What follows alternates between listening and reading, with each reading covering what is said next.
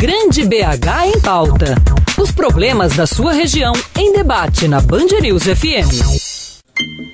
Aqui estou mais um dia, sob o olhar sanguinário do vigia. Dos quase 44 mil presos em Minas, 14.878 estão na Grande BH, região que mais concentra detentos no estado. São 8.113 presos provisórios e 6.765 condenados. Desses, 4.327 em regime fechado, 2.027 no semiaberto e 411 no aberto. Para comportar esses detentos, das 129 unidades prisionais existentes em Minas, 31 estão aqui na região metropolitana. Entre elas, a maior do estado, o Complexo Penitenciário Nelson Hungria, em Contagem, com 1.664 vagas. Segundo a Secretaria de Estado de Defesa Social, há um déficit de 14 mil vagas no sistema prisional do estado atualmente. O órgão argumenta que o número de vagas ainda é menor que o necessário para comportar os presos, porque a população carcerária cresceu de maneira mais acelerada que o número de vagas criadas nos últimos anos. Quem já passou pelo sistema pôde perceber o cenário. É o caso de um ex-detento que não quis se identificar e terá a voz distorcida, que cumpriu pena durante 1 ano e meio por tráfico de drogas. Segundo ele, até para dormir era difícil. Tem que revezar, né, para dormir. Dorme, outros ficam acordados, uns dormem até 1 hora, acorda, outros se levantam, os outros deitar. É muita tristeza, inferno na terra. De acordo com o ex-presidiário, era comum ver agentes penitenciários agredindo os detentos. Primeiro dia, quando a gente foi de transferência para penitenciária, o agente, eu vi ele espancando um preso lá, só porque ele perguntou que lá a gente estava sendo maltratado, entendeu? Tudo, cachorro em cima da gente, a gente apanhando. Aí perguntou se a gente ia ser tratado com dignidade e respeito, né? A gente mandou ele levantar e meteu a mão na orelha dele. Direto acontecia, preso ir pra escura, ficar 3 dias, 4 dias, semana na escura.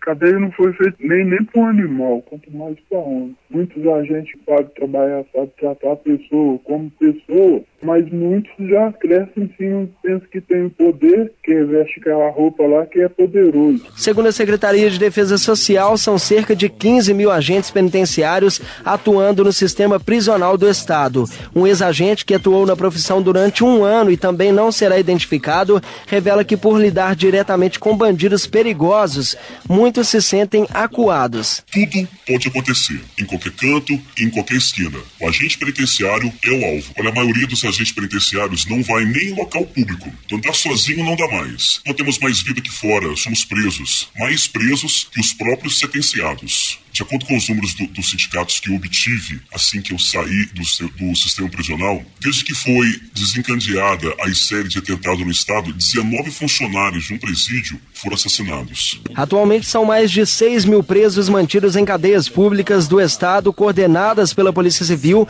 o que, segundo a Lei de Execução Penal, criada há 28 anos, é ilegal. Essas unidades prisionais deveriam comportar apenas pessoas que cumprem prisão temporária ou preventiva, mas a realidade é diferente. Em várias delas estão presos detidos há anos e até mesmo condenados que já deveriam estar em penitenciárias. A Secretaria de Defesa Social informa que até o fim do ano, mais 2.500 vagas serão entregues em Minas. Até 2014, a previsão é de que outras 12 mil vagas sejam abertas por meio da ampliação e construção de unidades prisionais e outras 4 mil vagas criadas com o uso de tornozeleiras eletrônicas. De Belo Horizonte, Júlio Vieira.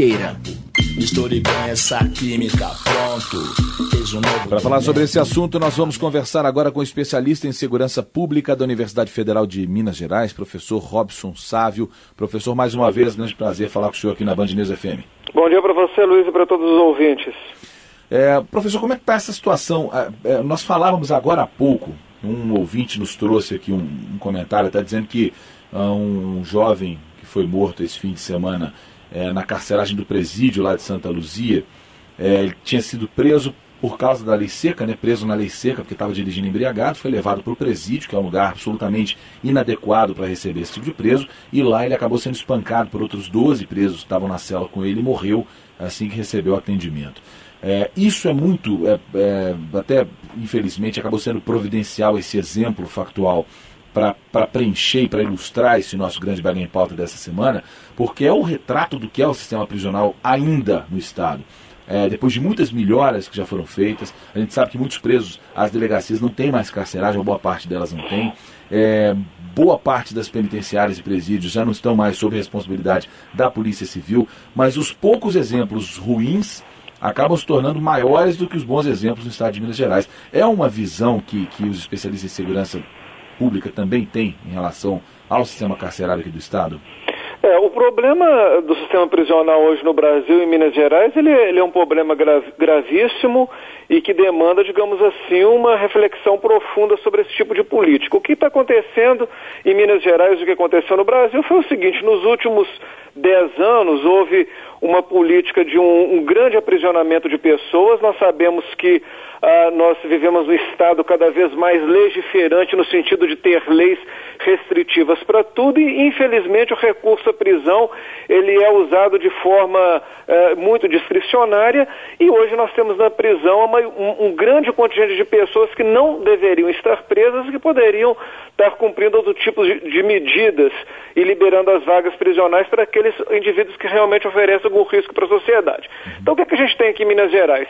Em 8, 10 anos, nós tivemos um adensamento de 30 mil novos presos, né? Justamente há 10 anos atrás nós precisávamos de 20 mil vagas prisionais, essas vagas foram criadas, só que dado esse número imenso de aprisionamento, nós hoje temos o terceiro maior déficit prisional do Brasil.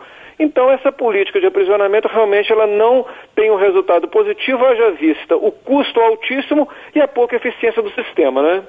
Muitas pessoas apostam, né, num sistema de prisão agrícola ou de prisão com algum tipo de trabalho, que presos façam trabalhos, por exemplo, em rodovias, etc., como, além de uma forma de recuperação, uma forma eficiente de acomodar esses presos, principalmente aqueles que têm possibilidade de trabalhar num regime semiaberto. O senhor considera isso uma boa ideia? Olha, é importante a gente esclarecer o seguinte: vamos pensar hoje quais são as pessoas que estão presas, isso de uma maneira geral. 65% dos presos hoje são presos pessoas que cometeram algum tipo de crime contra o patrimônio, roubo, furto, etc. e tal. Essas pessoas, a princípio, elas não oferecem risco social e não deveriam estar presas. Elas poderiam estar em outros tipos de atividade e, inclusive, em penas que derivassem numa restituição àquelas pessoas que foram objeto do furto, do roubo daquele infrator. Então, em primeiro lugar, nós temos que ver o seguinte: 60% a 65% dos presos são crimes contra o patrimônio, não oferecem risco social, e cerca de 30% dos presos são presos por causa de tráfico de drogas, sendo a maioria usuários e não traficantes. Então, para você ver, Luiz, o que acontece? Se nós hoje fôssemos otimizar as vagas prisionais para os presos que oferecem risco social, nós teríamos hoje cerca de 10 a 15% das pessoas que estão presas que efetivamente deveriam estar. As outras 85% poderiam estar cumprindo outro tipo de pena. E, é claro, uma série de outras atividades. Eu acho que crimes contra o patrimônio, por exemplo, a pessoa ter que restituir aquilo que ela roubou, que ela furtou, é muito mais eficiente do que ficar preso. Sem dúvida nenhuma. E esses 85% que não precisariam estar encarcerados, né? Eles deveriam estar cumprindo qualquer outro tipo de medida, como o senhor nos trouxe aí. Para que isso seja efetivo, precisaria de uma política também de fiscalização ou de controle que fosse mais eficiente. Essa política não existe, né? Não, claro. Se a gente pegar, por exemplo, vamos pegar o Reino Unido, né, ou mesmo a própria Inglaterra hoje, que é um dos países que mais executa penas e medidas alternativas. Por que o sistema lá funciona e funciona muito bem?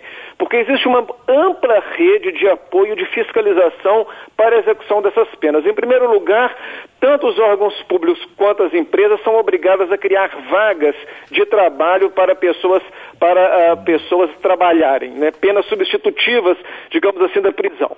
Então você cria uma condição de trabalho para essa pessoa que recebeu a pena. Segundo, essas entidades do poder público da sociedade civil são fiscalizadas tanto por órgãos do Estado quanto por entidades da própria sociedade civil. Em terceiro lugar, essas penas elas têm que ser integralmente cumpridas pelos indivíduos. Caso contrário, eles realmente vão para o sistema fechado. Então, quando você tem um sistema que ele funciona, o que acontece? Você não precisa de criar vagas prisionais que são muito caras e que muito dificilmente recuperam um cidadão. Então, realmente, você tem toda a razão. Para que nós tenhamos um sistema de medidas e penas alternativas, é preciso se criar, no âmbito do Estado, do poder público e também da sociedade civil, um grande esquema de fiscalização para o cumprimento efetivo dessas penas. Senão, na verdade, as penas não são cumpridas e vira uma brincadeira, né? Me assusta que a gente não veio sendo discutido em instância nenhuma, né, professor? Exatamente, porque infelizmente nós temos hoje uma indústria do preso, né? Se por um lado esse sistema prisional ele é tão caro, tão deficitário, etc. e tal, por outro lado ele é altamente, digamos assim, demandado, porque hoje dezenas de empresas elas funcionam como empresas que oferecem alimentação, isso funciona um mercado de segurança muito grande para armamentos e contenção dos presos, e por aí afora vai. Infelizmente, também existe uma espécie de indústria do preso que alimenta todo esse mercado da prisão, né? Muito bem. Conversamos com o professor Robson Sávio, que é especialista em segurança pública, professor da Universidade Federal de Minas Gerais. Mais uma vez, obrigado pela entrevista. Professor, boa semana para você. Grande abraço para você, Luiz, e para os ouvintes. Tudo bem, ao longo dessa semana inteira, então, vamos discutir essas questões ligadas ao sistema prisional aqui do Estado de Minas Gerais.